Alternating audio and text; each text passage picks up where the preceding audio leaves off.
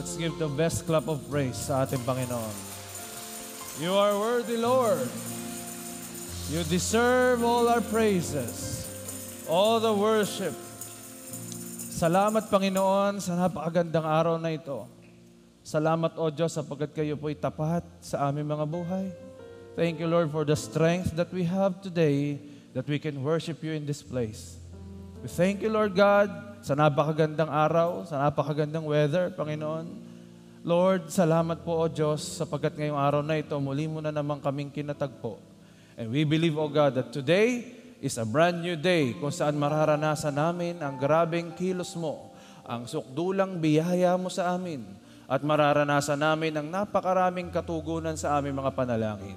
Lord God, ngayong oras na ito kami nagpapakumbabang lubos.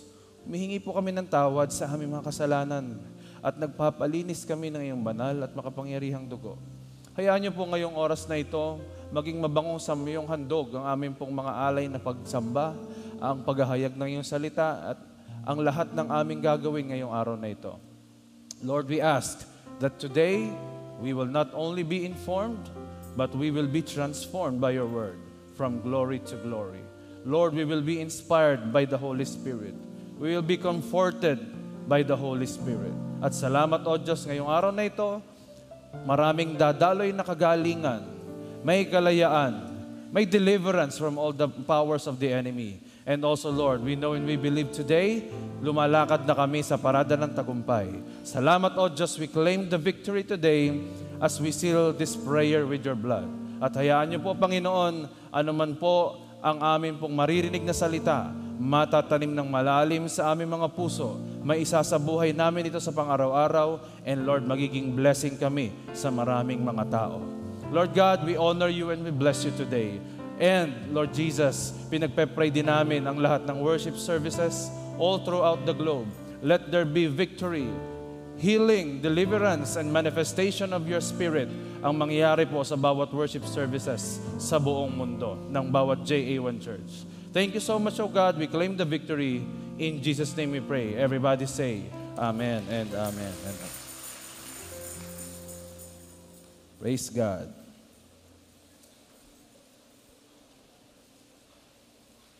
Let us declare Luke chapter 4, verse 18 to 19.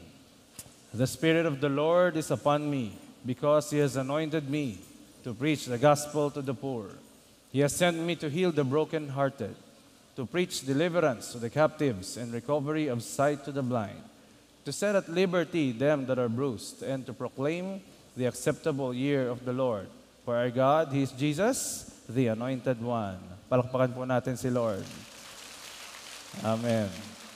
I-declare din po natin ang ating pong culture as JA1 family. 1, 2, 3, go! I am a blessing. I am anointed. I am a deliverer. I am a good follower. I don't destroy, I build. I am not seasonal. I appreciate everyone and everything. I am part of something big. I am in partnership with Christ. And I am not extreme. Amen. Sino po excited today? Praise God. Sabihin mo na sa katabi mo, masaya ako.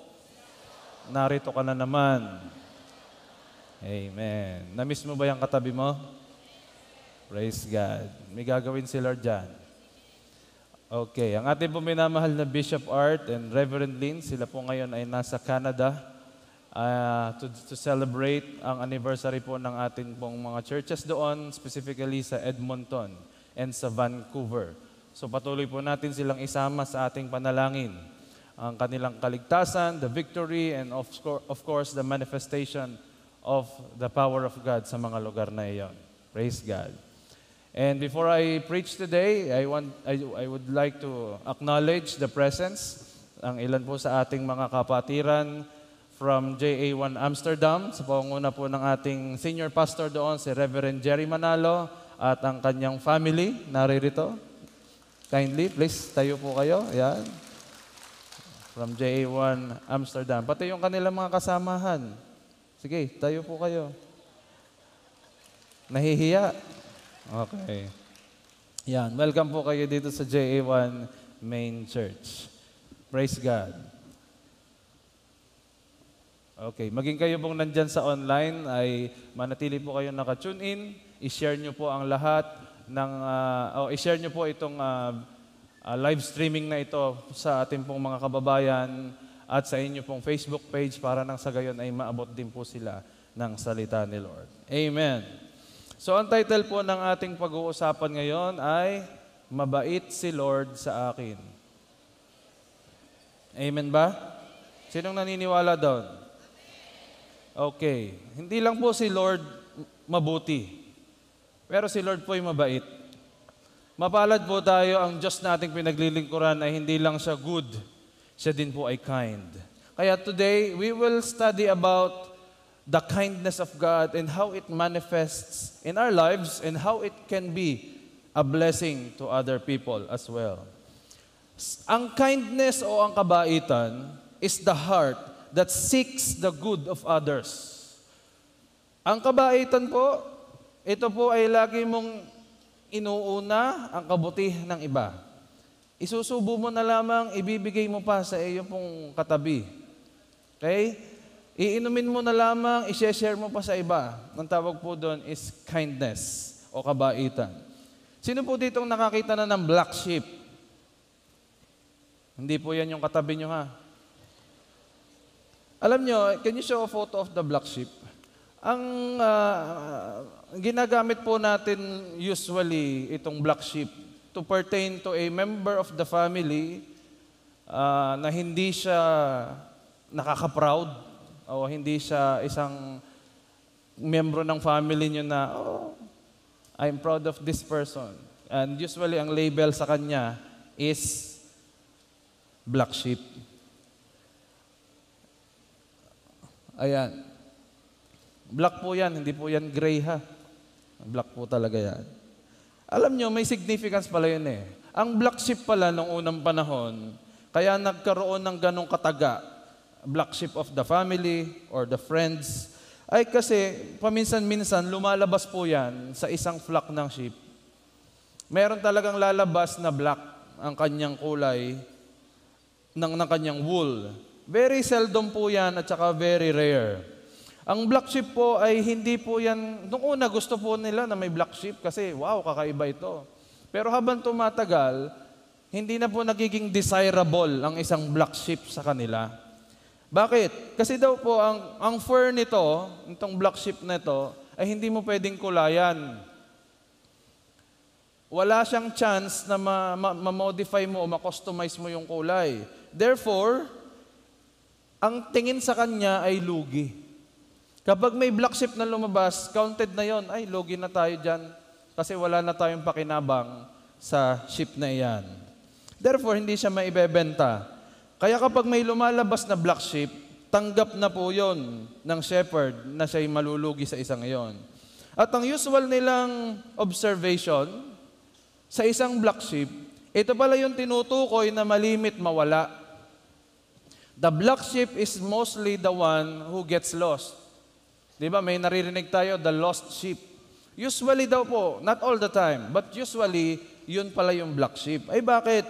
Sila yung malimit humiwalay kasi ang sheep po, hindi sila sanay na tumitingin sa dinaraanan. Ang sheep hindi po ganon. Hindi gaya ng aso, ng pusa, pwede silang tumingin sa kanilang dinadaanan. Hangang-hanga nga po ang mga Amerikano sa aso dito.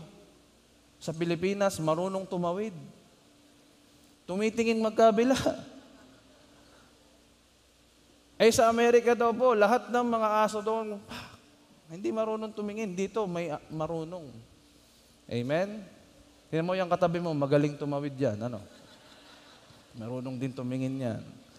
Okay. Itong sheep, hindi.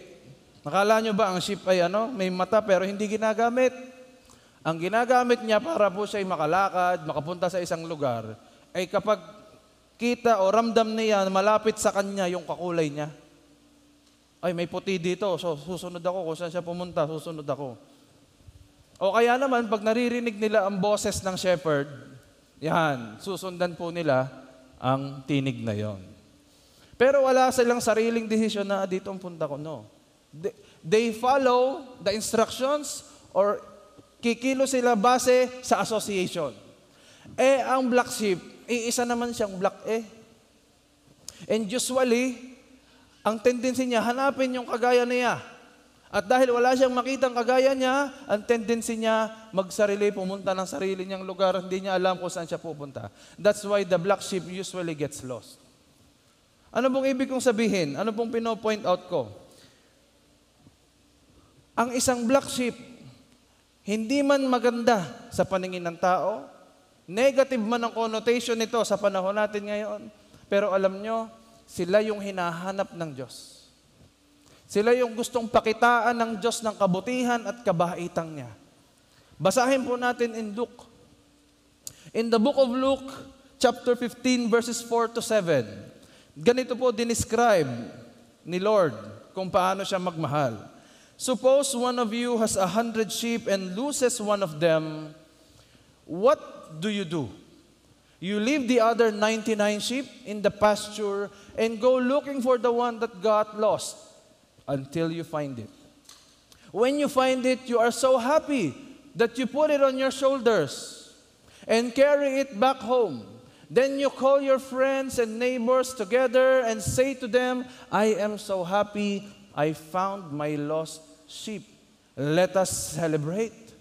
In the same way, I tell you, there will be more joy in heaven over one sinner who repents than over the 99 respectable people who do not need to repent.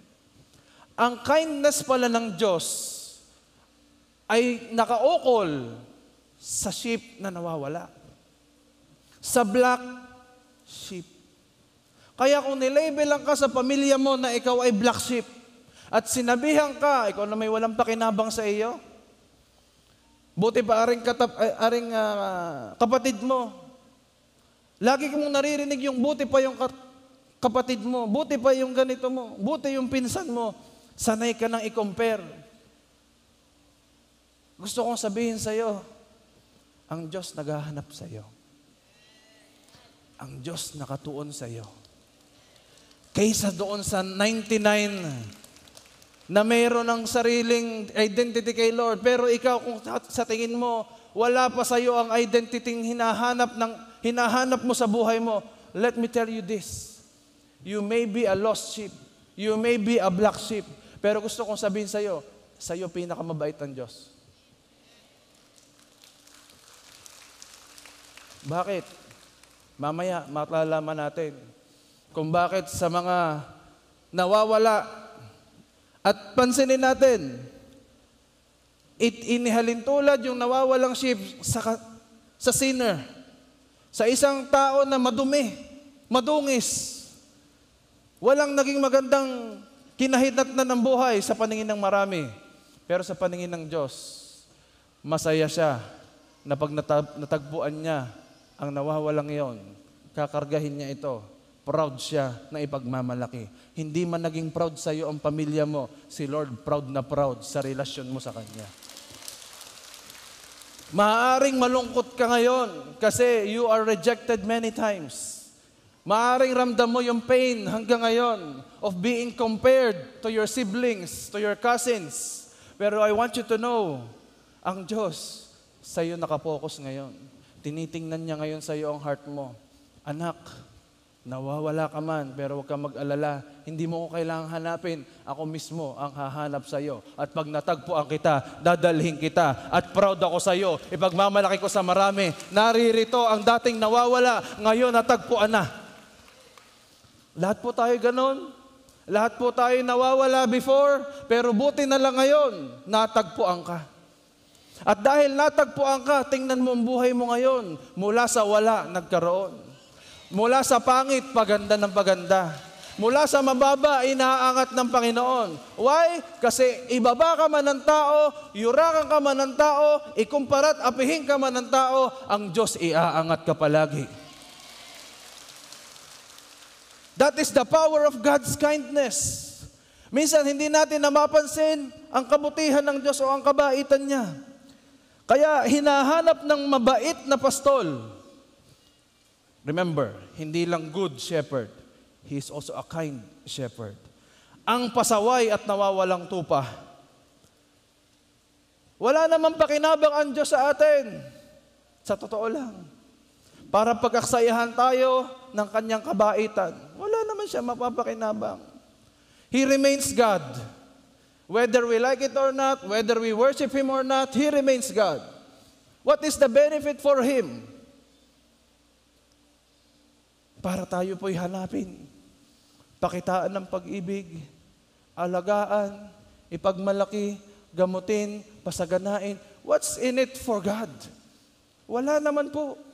Pero because that is His nature, na siya'y mabait, na siya'y mabuti, na hindi niya pwedeng i-violate yung nature na yon, na pakitaan kanya ng kabaitan. Remember, ngayon, tingnan mo ang itsura mo ngayon. Hindi naman ganyan dati ang waistline mo. Pero ngayon, dahil mabait ang Diyos sa iyo, abundant blessings. Amen? Ay kung ang Diyos po hindi gagamit ng kabaitan, wala pong ni isa sa atin ngayon ang buhay. Kung paiiralin lamang lagi ng Diyos yung logic, yung justice, at isa-serve niya ito lagi, strictly, wala po ni isa sa ating buhay. Why? God is holy. Therefore, we should be holy. Lahat tayo, we are striving to be holy, to be more perfect, to be more mature in Him. Kaya biyaya lamang po, kaya magpasalamat tayo, may Diyos tayong mabait. Sabi mo sa katabi mo, mabait sa iyo si Lord. Amen ba? Bakit mabait ang sabi ko? Kasi ang mabuti, pwedeng halata, pwedeng hindi. Pero ang mabait, laging may proof. Laging halata yan. Si Lord, hindi lang siya mabuti sa iyo at sa akin, mabait din siya sa iyo. Kindness is goodness manifested. If we differentiate kindness and goodness, goodness is the status of your heart, while kindness is the action that proves the status of your heart. Kindness o kabaitan ang nagpapatunay na ikay mabuting tao. Amen? So if you want goodness, ito yon. Goodness, may good heart ka, maawain ka. Kindness, after mong maawa, tutulong ka naman. Gets? May kausap pa ba ako? Mabuti ang Diyos, siya ay good, kasi maganda ang plano niya. Buti na lang mabait din siya, kasi tinutulungan kanyang maabot yung planong yon. Gets? Mabuti ang Diyos kasi available ang kaligtasan sa lahat ng tao. Mabait siya kasi kahit hindi ka deserving patawarin, pinatawad ka pa niya at manampalataya ka lang, ikay maliligtas. Kabaitan ng Diyos. Mabuti ang Diyos kasi pinangako niya na sa lahat ng taong magtitiwala sa Kanya, hindi niya bibiguin. Amen ba? Mabait si Lord kasi pinapatunayan niya sa iyo mula noon hanggang ngayon na dahil sa pananampalataya na meron ka sa Kanya, nakareceive ka ng kagalingan. Kapag nagkukulang ka, nakaka-receive ka ng kasapatan galing sa Kanya. Pag nalulungkot ka, siya ang iyong kagalakan. Kabaitan ng Diyos. Sabihin mo sa iyong sarili, I will experience the kindness of God. Kaya po, yung black sheep na binabanggit natin, doon nag-umpisa ang lahat.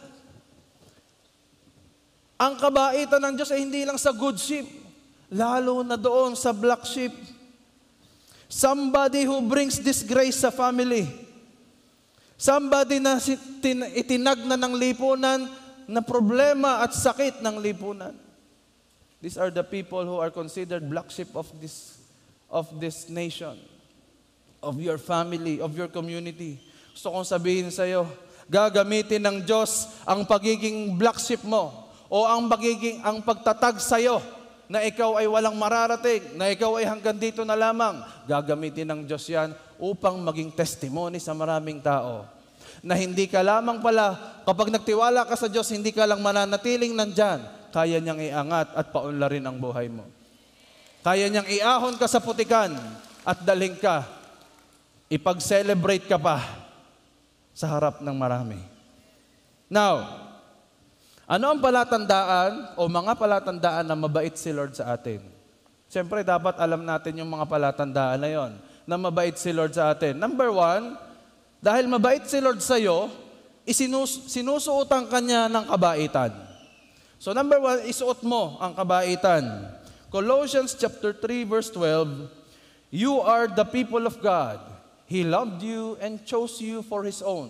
So then, you must clothe yourselves. Sabihin nga po natin, clothe yourselves with compassion, with kindness, humility, gentleness, and patience. Ito yung naririnig natin na, kaya pala siya mabait, born again siya. Kaya pala siya mabuting tao, maganda ang kanyang mga sinasabi at outlook sa buhay. Kasi born again siya. You are the people of God. Mahal na mahal ka niya. Sabi doon, sabi mo sa katabi mo, ikaw ang tinutukoy ngayon. Pinili ka ng Diyos para suotan ng kabaitan. Naniniwala ka ba yung katabi mo ay mabait? Ipakita mo nga. Ang kabaitan po'y nakikita at nararamdaman. Alam nyo, nabubuhay po tayo sa panahon ngayon na ginagawang normal ang pagiging unkind. Yung tipong para makapagpatawa ka lang, kailangan mong manghamak ng tao. Kailangan mong magpahiya ng tao. And it's becoming normal nowadays. Na para bang pag ikaw ay mabait ngayon, napaka-weak mo. Ang pagpapakita ng kagaspangan ng ugali, ito yung strong. Pero kapag mabait ka, mahina naman siya. Ginagawang normal na po ngayon na dapat maging unkind ang tao. Kaya tama si Pablo. Sabi niya, isuot mo. Kailangan isuot mo yung damit ng kabaitan. At tandaan mo, kapag may sinusuot kang damit, siyempre, meron kang hinubad. At ano yung hinubad mo? Hinubad mo yung kagaspangan ng ugali. Hinubad mo yung kawalan ng kabaitan. Kaya sabi mo sa katabi mo, buti na lang, mabait ka na ngayon. Tama ba? Kaya ipinapasuot sa iyo ng Diyos because kailangang maipakita sa lahat. Kailangang may ma-display. The reason why you are wearing what you are wearing right now because you are conveying a message. May gusto kang iparating na sa pamamagitan ng iyong damit, may message kang pinaparating sa tao. Bakit ang suot natin ngayon ay napakagaganda? You are wearing your best dress today to the Lord. Bakit? Kasi nagpapahayag ka na, Lord, ako'y ready sumamba sa iyo ngayon at pinaghandaan ko. Meron ba ditong namamalansya na 7:39 namamalansya pa? Tapos dadating ka dito yung Holy Communion na. Tapos pagka nakainom ka, ayos na, nakapagmerienda na tayo. Uwi na tayo. Baka tayo maharangan sa parking. Sabihin natin, walang ganun sa JA1. Dating ganun yung katabi mo, pero hindi na ngayon.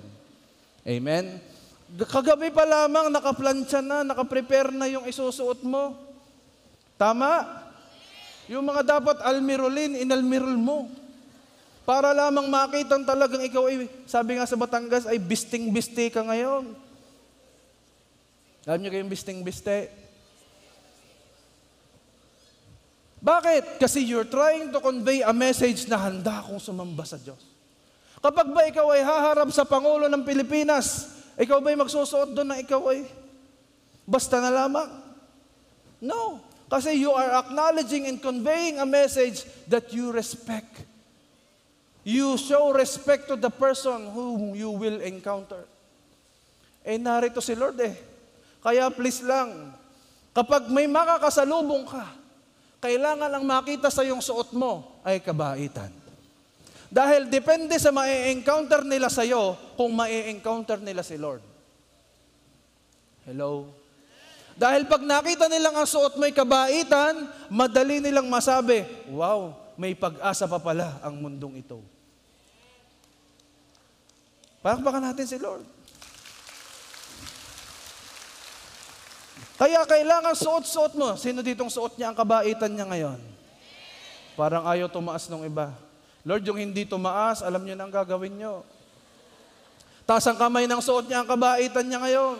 Lord, I declare, sa mga taong nagtaas ng kamay, makikita nila, makikita ng iba ang glory niyo sa buhay nila at walang magagawa ang iba kundi tanggapin ka bilang Panginoon tagapagligtas. In Jesus' name. Totoo bang mabait ka ngayon? Ay pagtulog ho, napakabait ho niya. Halatang halata sa iyo pagsuot mo ang kabaitan. Hindi yan dahil ikaw ay, hello po, hello. Hindi po yun. Halata sa iyo, hindi mo maiitago yan. At kung ang suot mo din ngayon ay galit, sama ng loob, halata din yan. Hindi mo pwedeng maitago. Hindi ka pwedeng magtanggap. Kaya choose to wear kindness every day. Kasi hindi mo alam kung sino makakasalamuha mo sa labas. Mamaya ay nagbusinahan kayong dalawa. Parehas pala kayong JA1. Dito rin lang kayo makikita. Tapos sasabihin mo, naku, si pastor pala yun. Wear your kindness every day. Papunta ka man ng church, papunta ka man ng trabaho, papunta ka ng school. Bakit? Your kindness will testify of the Lord's kindness in humankind.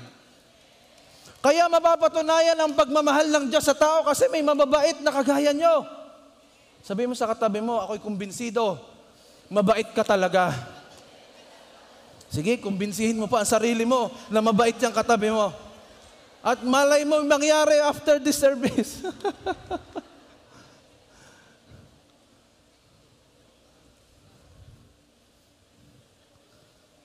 Hindi mo pwedeng itago pag suot mo na ang kabaitan. Magre-reflect yan sa'yo. Tingnan mo yung Samaritan woman na na-encounter si Jesus dun sa Jacob's well. John chapter 4 verse 3 to 5. So when Jesus heard what was being said, he left Judea and went back to Galilee. On his way there, he had to go through Samaria. In Samaria, he came to a town named Sychar, which was not far away or far from the field that Jacob had given to his son Joseph. Wait lang. Ano sabi dito? Si Jesus, mula Judea, papuntang Galilee. At para makapunta ng Galilee, actually dumaan pa siya ng Samaria. Sa totoo lamang, hindi niya na kailangan dumaan. May way para hindi siya dumaan sa Galilee, sa Samaria.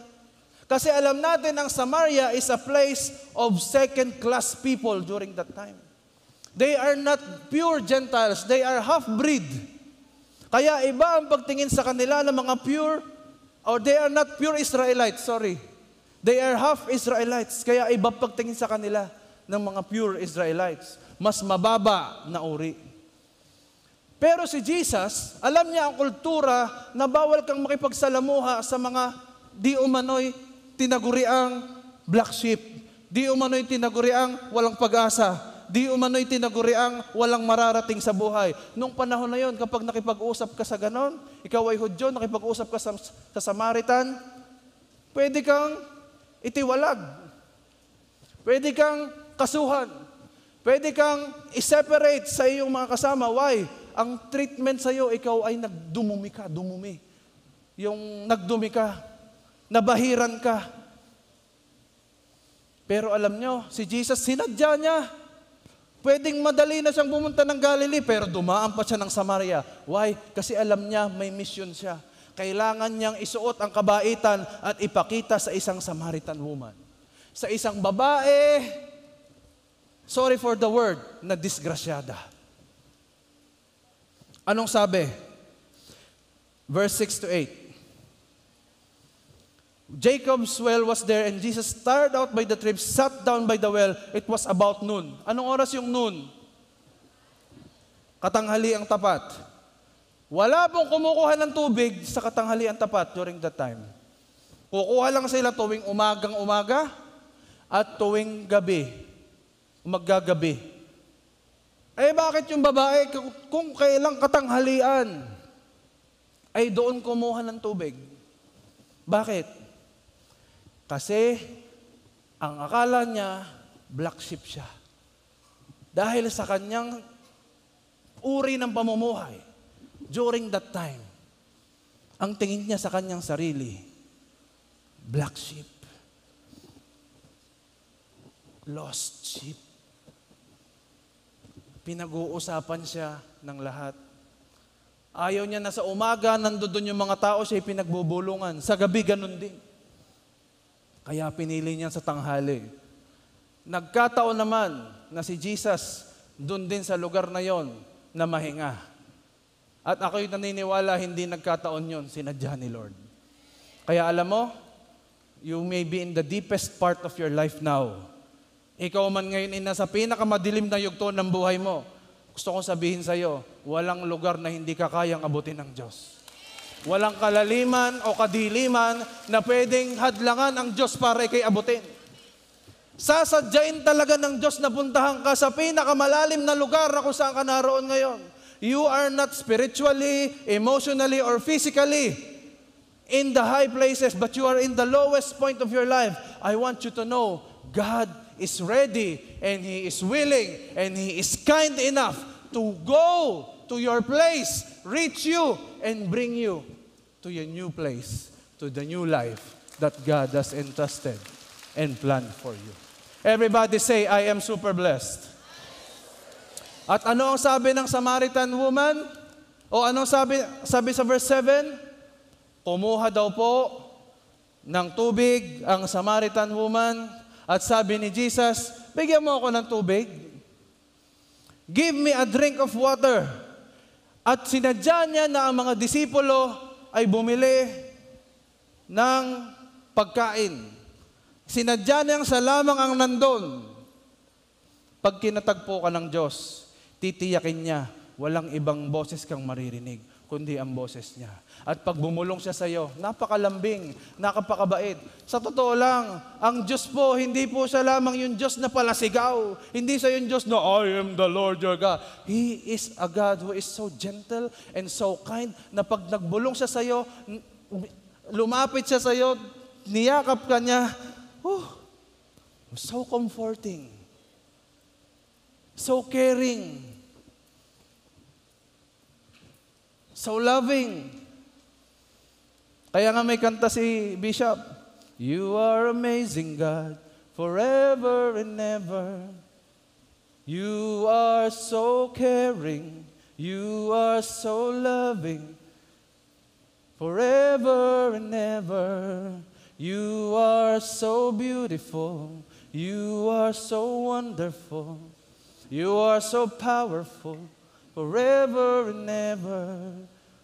Bakit natin sinasabi yun? Na He is caring and He is so loving. Mararamdaman mo lang ang care at ang tunay na love kapag ikaw ay nasa pinaka-masamang yugto ng buhay mo. Kapag masaya ka, hindi mo naman kailangan ng care. Kapag sapat-sapat ang kinikita mo, hindi mo kailangan, maaaring sabihin mo, hindi ko kailangan ng care ni Lord. Kapag okay ang relasyon ng inyong pamilya, pwede mong sabihin, okay naman kami. Alam kong nandyan si Lord. Pero maa-appreciate mo lang ang kanyang care, ang kanyang loving kindness sa'yo kapag nasa moment ka, you think you are a black sheep. You think you don't deserve the goodness of God. That you think you don't deserve the kindness of God. This is the point where God is closest and nearest to you. Kaya wag mong iisipin, wag nating pakakaisipin na I am lost. Hindi ko na alam kung saan ako pupunta. Kapatid, hindi ka lost. God is looking at you. At alam na alam niya kung saan kanya tatagpuin. Katanghali ang tapat. Doon sa Jacob's well. Doon kanya tatagpuin. Amen? Pwede ba palakpakan natin si Lord? Gaano ba kasama ang buhay ng babae? Sinabi ng Diyos sa kanya, Tawagin mo ang iyong asawa. Sabi po nung Samaritan woman, wala po akong asawa. Sabi ni Lord, totoo, wala kang asawa. Kasi ang kasama mo ngayon ay hindi mo asawa. At nagkaroon ka ng 5 asawa. At yung kasama mo ngayon pang-6 ay hindi mo tunay na asawa. Nagulat yung Samaritan woman. Bakit ako kilala nito? Bakit alam nito ang buhay ko? Maaring ang siya ang tagapagligtas. At dahil po doon, nabago ang buhay ng Samaritan woman. Nagkaroon siya ng koneksyon, nagkaroon siya ng kalapitan sa Diyos. At ang resulta nun, pinagsabi niya sa maraming tao, sa lahat ng mga napupuntahan niya sa Samaria, ipinagkalat niya na dumating ang tagapagligtas. Kaya maraming tao during that time na taga Samaria sumunod sa Diyos. Imagine what kindness can do to a person. Imagine what goodness can do to transform a black sheep. Buti na lang ang ating Diyos ay mabait. Romans chapter 2 verse 4. Nagkaroon po ng transformation, nagkaroon ng repentance. God has been kind to you. He has been very patient, waiting for you to change. But you think nothing of His kindness. Maybe you don't understand that God is kind to you so that you will decide to change your lives. Ito yung sinasabing the kindness of God leads us to repentance. Kung nauunawaan mo ang kabaitan ng Diyos sa iyo, wala kang ibang gagawin kundi mag-repent, magbalik loob. At sabihin sa Kanya, Lord, pagod na ako sa black sheep life. Lord, pagod na ako sa lost sheep life. Panahon na para maranasan ko ng lubos ang kabaitan mo sa buhay ko. I will decide today to leave my past behind, to forget all those things that keeps me from moving forward. And today I am saying, Lord, change me. Lord, let your kindness lead me to true repentance. Nagdudulot ng tunay na pagbabago ang kabaitan. Testingin mong maging mabait ka sa isang taong masungit. Subukan mo. Try mo sa katabi mo. May kasungitan yan minsan. Try mong maging mabait dyan. Huwag mong labanan yung sungit ng sungit din. Yung kasungitan, labanan mo ng kabaitan. Remember that kindness is power. Sabihin po natin, kindness is power. Ang definition natin minsan ng power is yung malakas. But sa totoo lang, powerful ka kapag kind ka. Amen? Paano ko nasabi yon? Rule your temper and you can rule the earth. Ano daw? Rule your temper and you can rule the earth. Treating people nice is kindness. Nasubukan nyo na po ba yun? You might forget your friend's birthday or how you celebrated during great victories. But you will never forget how your friend treated you with kindness in times that you didn't deserve it. Makalimutan mo man ang birthday ng kaibigan mo. Makalimutan nyo man yung mga celebration nyo when you are all in victory. Pero ang hindi mo makakalimutan for sure ay kung paano kang tinrato ng may kabaitan kahit hindi ka naman deserving. Malilimutan nyo maaari ang preaching ko ngayon. Malilimutan nyo rin maaari ang topic na ito ngayon. Pero paglabas natin dyan sa lugar na yan, pag inilibre ko kayo ng isang bote ng Coke, hindi nyo malilimutan yon. Tama? Why? Kindness is embedded or is always embedded in the hearts of the people who receive it. Eh, paano kung hindi siya deserving, pastor? Hindi naman po siya deserving ng kindness na yun eh. Yun nga po yun. Ang simpleng tapik lamang sa likod. Sige nga, yung tapikin sa likod yung katabi mo. At sasabihin mo sa kanya, ano sasabihin mo? Ano sasabihin mo? Magbabait ka ha? Hindi. Pag tinap mo sa likod yan, ang sasabihin mo sa kanya, huwag ka mag-alala. Nauunawaan kita. Hindi ka nag-iisa. Parehas tayo ng pinagdadaanan. Alam niyo ba yung simpleng pagtapik is already a great gesture of kindness? Na yung taong yung pala, let me share to you this story. Merong isang lalaki, sobra siya pong disappointed sa nangyayari sa buhay niya. At ang pinakadulo ng disappointment niya, nalugi ang kanyang negosyo na almost tens of millions of pesos. Siya po ay hindi niya alam kung saan siya pupunta hanggang napadpad po siya sa isang 7-Eleven. At sa 7-Eleven po, hindi niya alam ba't siya nandun. Wala naman siyang pera. Nakatigil lang po siya doon. Na para nagwa-wonder. Mamaya po, meron pong lumapit sa kanya. At ang sabi sa kanya, may tumapik sa likod niya. Kumusta kayo? Okay lang ba kayo? Alam niyo yung tao, biglang umiyak. Biglang nagising sa katotohanan na siya pala. May nagmamahal pa sa kanya. Iniwan kasi siya ng lahat. Ang dami niyang kaibigan nung mayaman siya. Pero nung siya'y nalugi, nakakita niya kanyang sarili, siya'y nag-iisa.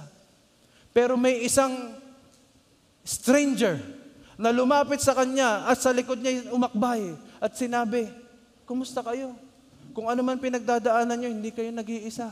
Biglang umiyak. Born again pala yun. At maya-maya habang umiiyak, siniran niya ito. Tumanggap sa Panginoon. At alam niyo po ang nangyari?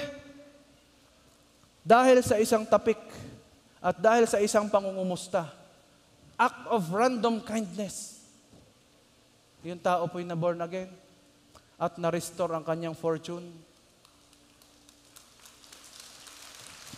Hindi lang na-restore, higit pa sa dati. Hindi mo alam yung makakasalubong mo mamaya na mainitin ang ulo, magagalitin. Hindi mo alam, may pinagdadaanan lang yan. Grabe naman yun. Pagkagaling ko lang sa church, pinag-iinit na naman ang dugo ko. Talagang mga ano nila, ganito talaga mga yan. No. Kindness is given to those people who don't deserve. Simpleng akbay lamang. Wala ka bang sinasabi, inakbayan mo pa lamang. Akbayan mo nga yung katabi mo. Sandali, siguraduhin mong kakilala mo yan. Baka... Kaunting akbay mong ganyan is conveying a message that you want to impart kindness.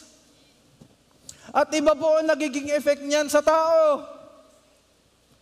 Minsan, hindi mo kailangan magsalita at magpayo ng magpayo. Akbayan mo lamang, tapikin mo lamang sa likod. Ramdam niya ang kindness ni Lord. Kaya nga mag-join kayo sa mga anointed groups. Sa AG po, maraming aakbay sa inyo. Pag inakbayan kayo, oy, pautang naman. Hindi naman, joke lang, wala pong ganon. Pag inakbayan kayo, Brad, naintindihan kita. Tara tayo magkape, tara tayo mag-sharing. Pag-usapan natin ang kindness ni Lord. Ma-involve ka sa isang AG. Hindi mo kinakailangan mabuhay ng mag-isa. You are not designed to live alone. You are designed to be in a community, to be with people who will encourage you and support you in times that you need kindness. Kaya nakakatuwa po ngayon, para po tayong nasa langit ngayon.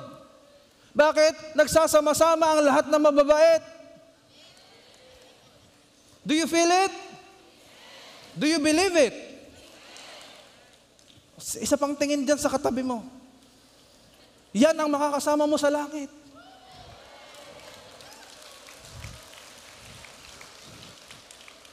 Okay lang sa'yo? Parang ayaw nyo ah. Pwede po ba magbigay tayo ng assignment today? Sa buong linggo, sa isang buong linggo, please, assignment natin.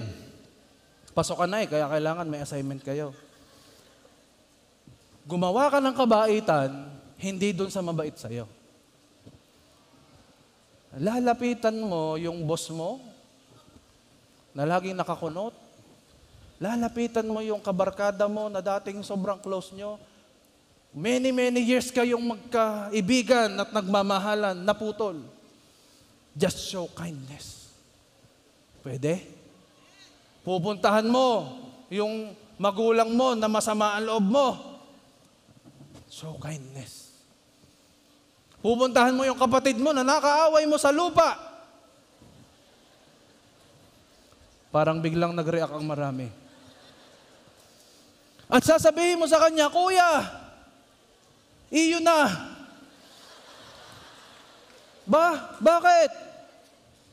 Sabi ng Biblia, mas pahalagahan mo ang kapayapaan kaysa ari-arian. Iyo na yan, Kuya. Alam ko, ang Diyos ay magpo-provide ng akin. Humina na ang mga Basta, paglabas mo sa pintong ito, ngayon pa lang, pinapaalala na ng Diyos sa'yo kung sino yung lalapitan mo. Baka nga katabi mo na ngayon. Sabi mo sa katabi mo, ikaw pala yung assignment ko. Paglabas mo dito, kailangan may apply natin ito. Treat people with kindness, especially those who are not kind to you. At anong makikita doon? Suot-suot mo yung kabaitan. At pag na-display ang kabaitan mo sa iba, madi-display ang glory ni Lord. At sasabihin ng Diyos, proud na proud ako sa anak kong ito. Dati itong black sheep Dati ito'y napakadumi ng buhay Praise God, aba? Ngayon, ginagamit na ng Diyos sa kabaitan. Meron po akong narinig nung ako po last week ay nasa Santa Rosa. Meron po dong bagong uma-attend na boss po siya nung isa nating leader doon. Ay, yung boss na yun pala po, ay sa kwento sa akin, ay masungit. Walang gustong lumapit. Lalapit pa lamang, yayapak pa lamang sa office, labas. Huwag kayong magulo, maingay kayo.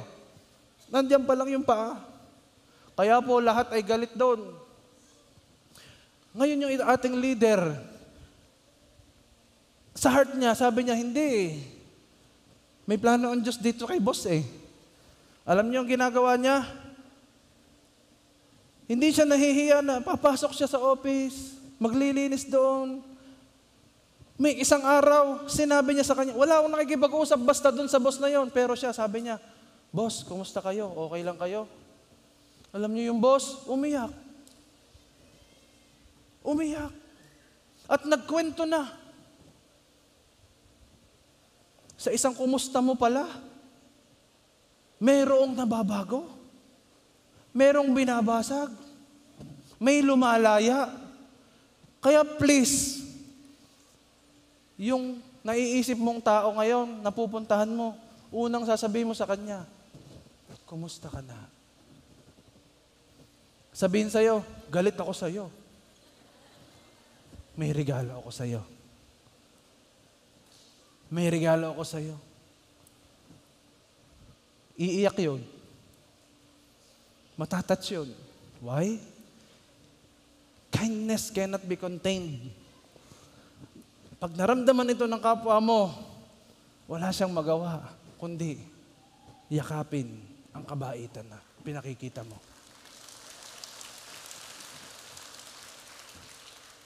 Try mo. Assignment natin ito today. Amen? Number 2. Maging mabait sa hindi mabait. Makikitang mabait si Lord sa'yo kapag nag-overflow ang iyong kabaitan, hindi lang sa mabait, kundi sa hindi mabait. Colossians chapter 3 verse 13. Be tolerant with one another and forgive one another whenever any of you has a complaint against someone else. You must forgive one another just as the Lord has forgiven you. Pagpasensyahan nyo daw po ang isa't isa. Ang tinutukoy po dito ay mga Kristiyano. Ang pinatatamaan ni Pablo dito ay lahat ng Kristiyano. Pagpasensyahan nyo daw ang inyong bawat kapatid sa pananampalataya. Kung paanong daw tayo pinatawad ng Diyos graciously. Pag sinabing graciously, hindi ka karapat-dapat tumanggap, biniyayaan ka lang, pero pinatawad ka pa rin, ganun mo rin patawarin yung iba. Kaya ang tendency mo pag forgiving ka, lagi kang mabait. Ang secret to being kind is always ready to forgive. Amen? Now, meron lang po akong gustong itanong sa inyo. Narinig nyo na ba yung black sheep theory? There is a so-called black sheep theory. Anong ibig sabihin ng black sheep theory, Pastor? Anong sabi ng definition? This is the tendency to evaluate a disreputable or disliked person more negatively when that person is a member of one's own group rather than of some other group. Ito daw po yung meron kang tendency na yung isang taong hindi ginugusto ng marami, kinaiinisan ng marami, you have a tendency to evaluate more negatively. Ikaw mismo, kaya mong i-evaluate siya ng pangit kahit siya ay kasama mo sa isang grupo, sa isang pamilya, sa isang church. Ang tawag po doon, black sheep theory. Sino ho dito? Napanood niya na yung nagte-trending na video ni Pastor Rolando Garcia. Taas ang kamay. Kakaunti. Yung video ni Pastor Rolando Garcia na nagsasabi doon sa video clip. Video clip ito. Na ang sinasabi niya doon na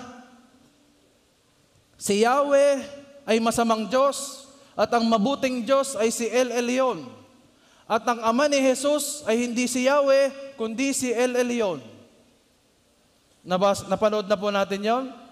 At sinabi din niya na hindi si Adan at si Eva ay maaaring hindi totoong kinain yung bunga ng kasalanan o ng pinagbabawal na bunga ng kamulatan ng kabutihan at kasamaan. Maaari daw iba ang ginawa nila doon. Yan po yung preaching ng isang tao na ang pangalan po niya ay si Rolando Garcia. Ano pong ibig ko sabihin? Ang tanong ko sa iyo, anong naramdaman mo nung napanood mo? Nadismaya ka ba? Nagalit ka ba? Sinabi mo ba, maling-mali yun? Hindi ganun. Napashare ka rin ba doon sa clip na yon? Sinare mo? At sinabi mo, hindi siya sugo ng Diyos, sugo siya ng demonyo. Napashare ka rin ba ng ganon? Ang tawag po doon, black sheep theory. O ito, sino sa inyong napanood na yung preaching ni Pastor Ed Lapis? Na sinasabi din doon, ang almost kaparehas noon. Si Yahweh ay masamang Diyos, pumapatay ng magnanakaw. Pero si El Elyon, siya ang Diyos, the Most High God, at siya ang Ama ni Jesus. Si Yahweh ay kadiliman, si Jesus ay kaliwanagan. Have you heard of that? Ano naging reaksyon mo? What is your response? Did you evaluate negatively the person? Anong reaksyon mo? Kilala si Pastor Ed Lapis sa preachings na full of practical wisdom. Pero nung narinig mo yon, anong reaksyon mo? Isa ka rin ba sa nagtag sa kanya? Isa siyang heretic, isa siyang Marcionist, at iba-iba pang pangalan. Gusto kong sabihin sa iyo, kapatid, ano man yung napanood mo, huwag sanang maalis nito na dapat mabait ka pa rin. Maraming mga Kristiyano ang dali-daling nagsabi, padala ng kaawa yan. Oo, maaaring hindi tama yung sinabi niya. Pero that doesn't change the fact na kailangan niya ng mga taong mababait na ipagpe-praise siya, na sasabihin na, Lord, please, kumilos ka. Na hindi siya kikilos base sa social media, kikilos siya base sa spiritual realm na alam niyang si Lord may magagawa.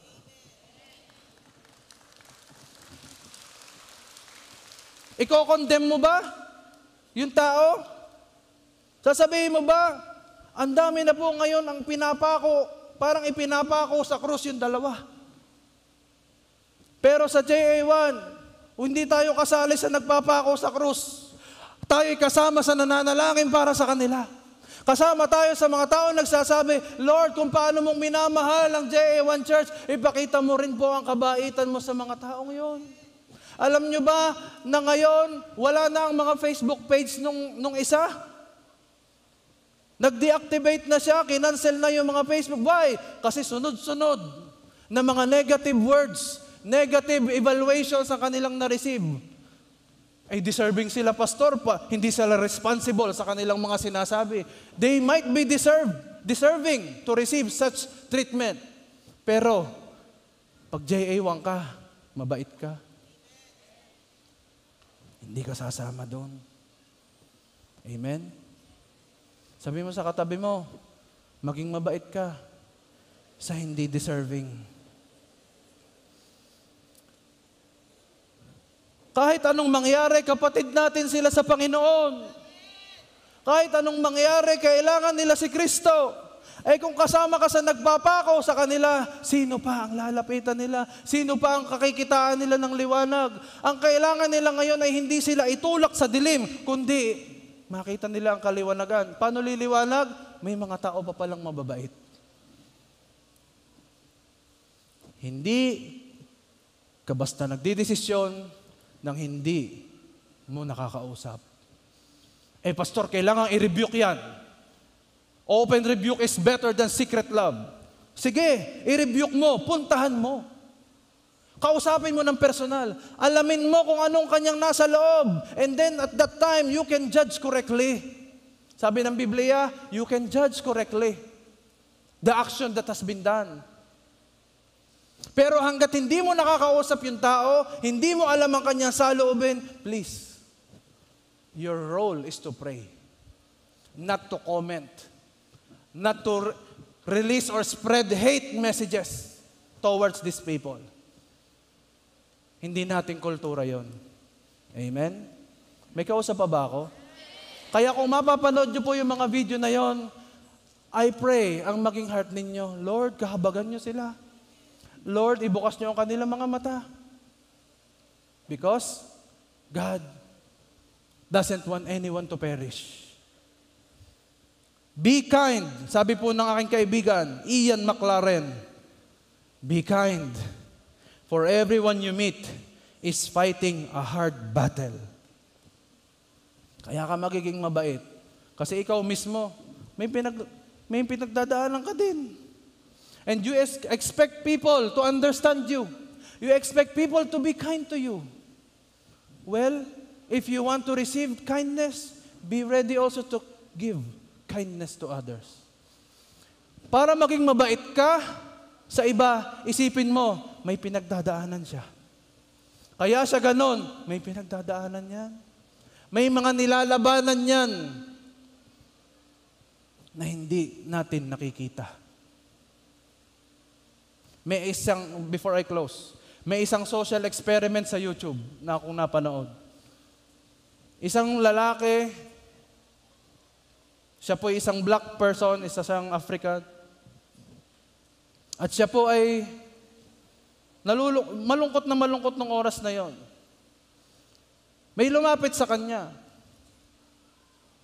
At sabi nung isang taong yon, pwede mo ba akong limusan? Wala akong pangkain ngayon. Yung African person, nagdadalawang isip. Pero dumukot siya sa bulsa niya, kinuha niya yung mga bariyang natitira. At sabi niya, ito lang po meron ako, pero pangkain ko pa po ito eh. Pero ibibigay ko sa inyo kung kailangan nyo. Sabi nung tao, talaga ibibigay mo sa akin? Opo, kailangan nyo po yan para hindi kayo magutom. Ay, paano ka? Okay lang po. Alam nyo, experiment lang pala yun. Aba, maya-maya, dumukot po yung lalaki. Sa totoo lang, hindi naman ako talaga pulubi. Sa'yo na yung barya mo, at naririto pa ang $1,000 para sa'yo.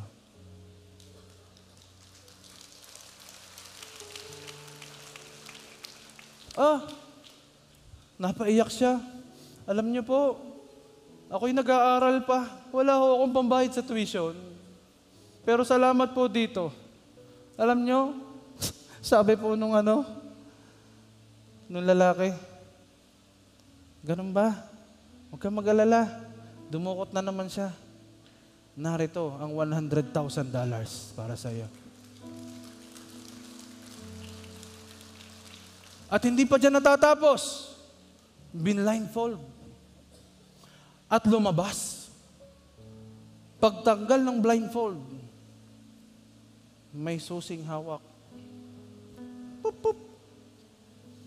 Sa'yo na yan. Libreng sasakyan. Why? Because that person who seems so lost, pinili niyang maging mabait. At ano naging bunga ng kabaitan niya? Mas grabing harvest ng kindness ang kanyang tinanggap. Kaya ngayon, huwag mong huhusgahan. Huwag mong sasabihin, wala yung mga yan. No, it's not your part. Hindi mo alam yung nalapit sa iyo, yung humihingi ng tulong, yung pala naman may 1 milyon sa bulsa. Pero anong naging reaction mo? Alis, sindikato. Basta maging mabait lang tayo. Bakit? Mabait si Lord sa'yo.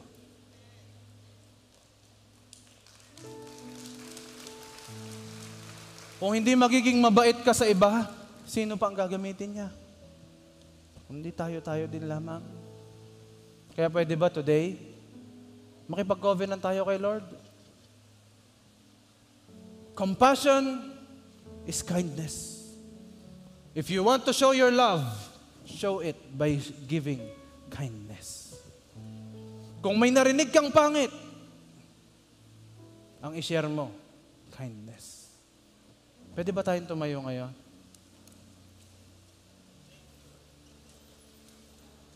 Yung naniniwala ditong siya'y nakakaranas ng kindness ni Lord, kung naniniwala ka doon, ilagay mo ang iyong kamay sa iyong dibdib. If you feel like you are the person who do not deserve the kindness of God and still you receive it, ilagay mo sa iyong dibdib. Aminin mo sa sarili mo na hindi ka deserving ng kabaitan ng Diyos. Pero still, dahil sa identity niya yon, ginawa niyang maging mabait sa iyo. Kaya ngayong araw na ito, i-declare natin, magiging mabait lalo si Lord sa atin. Why? Because it is who He is. He is kind. He is gentle.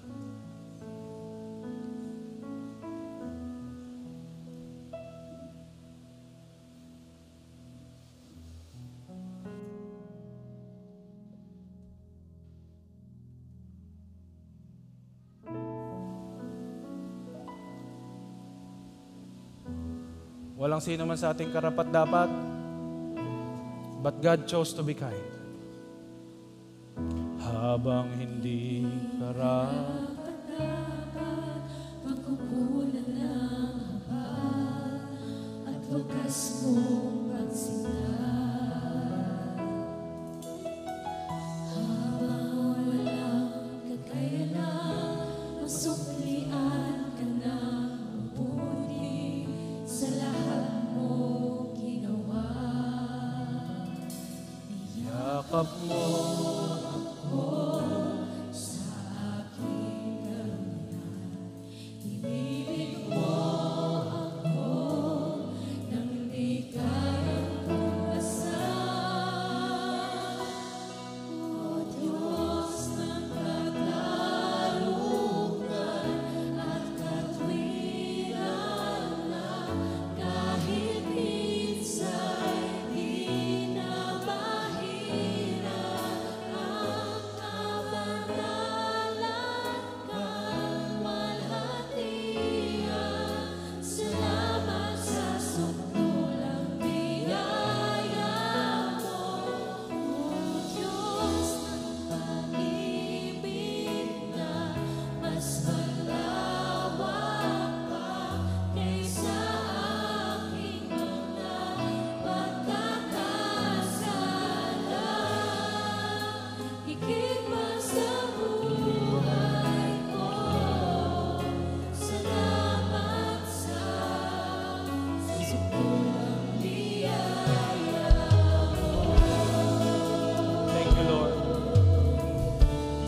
Salamat sa kabaitan mo sa amin, Panginoon.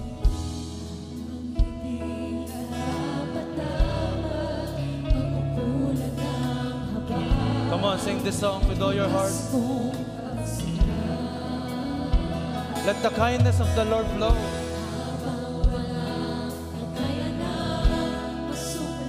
Yes.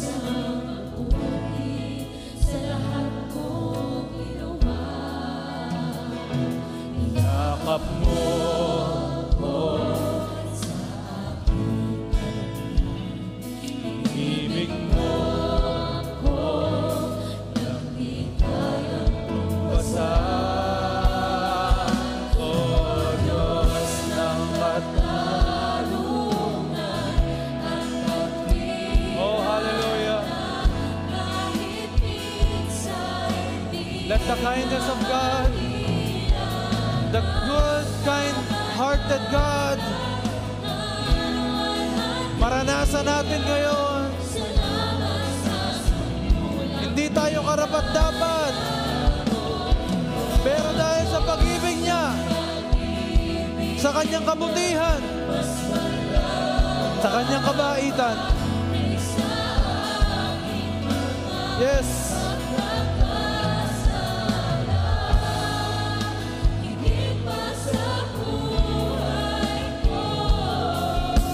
Salamat sa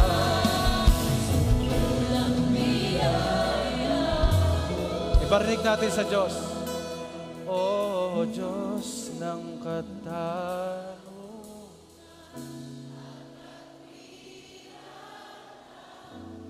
As you sing this song, the kindness of God overflows. Kaluwalhatian, salamat sa sukdulan. O Diyos,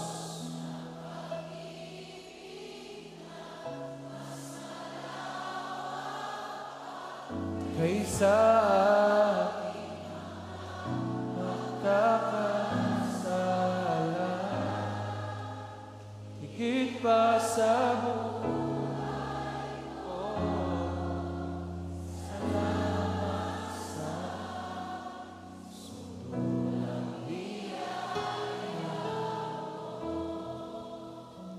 we are all lost sheep. We are all considered black sheep. Pero salamat, sukdulang biyaya, at sa kabaitan ng Diyos sa atin. Ngayon, meron tayong direksyon. May magandang buhay. May kasaganaan. May kagalingan. May pagpapala. It is because of God's kindness. At kapag ito'y sineshare mo sa iba, babalik ito sa iyo. There is a cycle of kindness na kapag ikaw ay nag-share, nagpakita nito sa mga taong hindi deserving, sa mga taong inaakala mong hindi dapat pakitaan ito, let me tell you this, aanihin mo ito ng higit sa iyong inaasahan. Kindness will go back to you. Kapag ginawa mo sa iba, babalik sa iyo. Kaya piliin mong itanim ay kabaitan.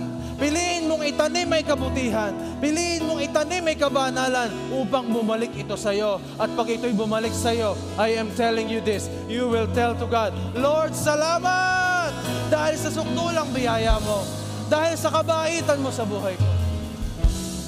Pwede ba today, magdesisyon ka, pupuntahan mo yung taong nakasakit sa iyo, lalapitan mo yung taong sa tingin mo hindi deserving nito. Pagpunta mo sa eskwelahan, pagpunta mo sa iyong trabaho, sa iyo mag-uumpisa ang kindness. Sa iyo mag-uumpisa ang kabaitan. Lord, I declare, sa bawat JA1 family na naririto, they will be reconciled to their loved ones. They will be reconciled to their friends. They will be reconciled, oh God, to those people whom you intended for them to reach out. I pray, Lord, in the mighty name of Jesus, as they show kindness towards other people, as they show compassion and mercy towards others, they will also receive it. They will also harvest it.